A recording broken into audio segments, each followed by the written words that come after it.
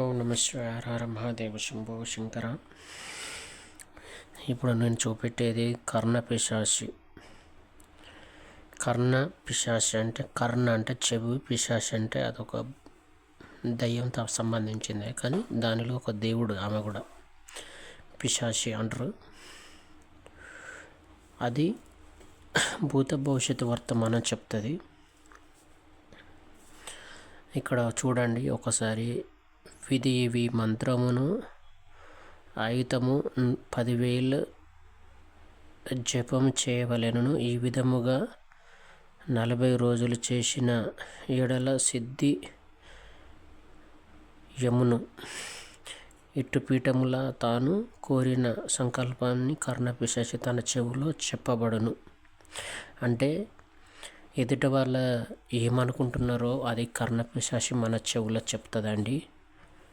అందరు ఏమనుకుంటారు అంటే కర్ణపిశాచి అని అంటారు. కానీ ఇది కొంతమంది చేస్తున్నారు, కొంతమంది భూత భవిష్యత్తు వర్తమానం చెప్తున్నారు. భూత భవిష్యత్తు వర్తమానం చెప్పేవాళ్ళు ఓన్లీ కర్ణపిశాచికి సంబంధించిన జపం చేసేవాళ్ళు మాత్రమే. ఇక్కడ ఏమనిచ్చింది?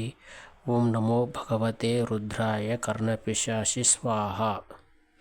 మంత్రం చాలా చిన్నదిగా ఉన్నది, ఎక్కువసేపు ఏం పట్టదు, చాలా తొందరగా సిద్ధి చేసుకోవచ్చు. కానీ ఇది సిద్ధి చేసుకున్న వాళ్ళు ఎక్కువ శాతం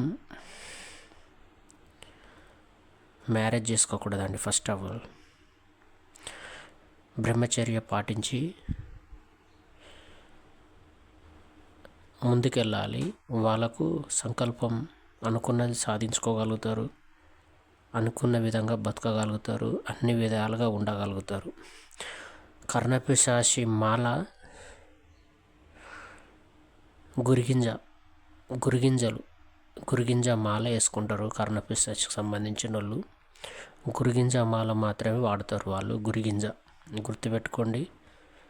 కర్ణపిశాచి అని చాలామంది యూట్యూబ్లో చాలా వీడియోలు చాలా రకాలుగా చెప్తుంటారండి. నా దగ్గర ఉన్నది మాత్రం ఇది. ఏం బుక్ మీకు ఎక్కడదని డౌట్ రావచ్చు ఈ కర్ణపిశాచి. ఎందుకంటే నేను కూడా అందరి లెక్క ఇట్లా రాసి పెట్టవచ్చు, కానీ నేను అలా పెట్టను. నా దగ్గర ఉన్న బుక్స్లో జిరాక్స్ తీసి నేను చూపెడుతున్నానండి. నా దగ్గర ఉన్న బుక్ చింతామణి, అనుభవ చింతామణి బుక్ అండి. నేను గూగుల్లో టెస్ట్ చేసుకోండి, గూగుల్లో సెర్చింగ్ చేసుకొని, నేను కాదనట్లేనండి. అనుభవ చింతామణి బుక్స్, దానిలో మాత్రమే ఇవి ఉన్నాయి.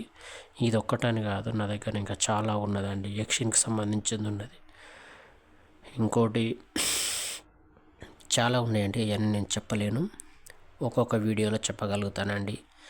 చేసుకునే వాళ్ళు ఉంటే చేసుకోండి. ఇది ఎక్కడైనా సిద్ధి చేసుకోవచ్చండి. మీ ఇంట్లో కానీ బయట కానీ ఎక్కడైనా సిద్ధి చేసుకోవచ్చు. కానీ ఒకటండి, కర్ణపిశాచి వచ్చినప్పుడు మాత్రం చాలా ధైర్యంగా ఉండాలండి. ఇది ఒక్కటని కాదు, మంత్ర యంత్ర తంత్ర అనేది ధైర్యం.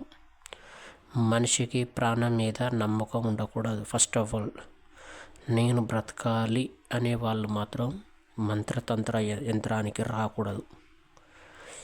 ఇవన్నీ వదిలేసి శివయ్య ఎక్కడుంటాడు, శ్మశానాలు ఉంటాడు, అక్కడ నేను ఉండగలుగుతా అనే ఆశ ఉన్న వాళ్ళు మాత్రమే ఈ మంత్రానికి రండి.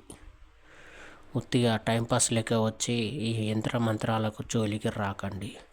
ఇప్పుడు ఇదే ఉన్నది, ఇది ఏమంటారు, పుర్రెల దండ. అసలు ఇది ఎందుకు వేసుకోవాలో నాకు తెలుసు, అందుకే నేను ఇది వాడుతున్నాను. ఓకేనండి, మీకు అవసరం ఉంటే చేసుకోండి, నేను కాదనట్లేను. కానీ జాగ్రత్త. ఓం నమ శివాయ.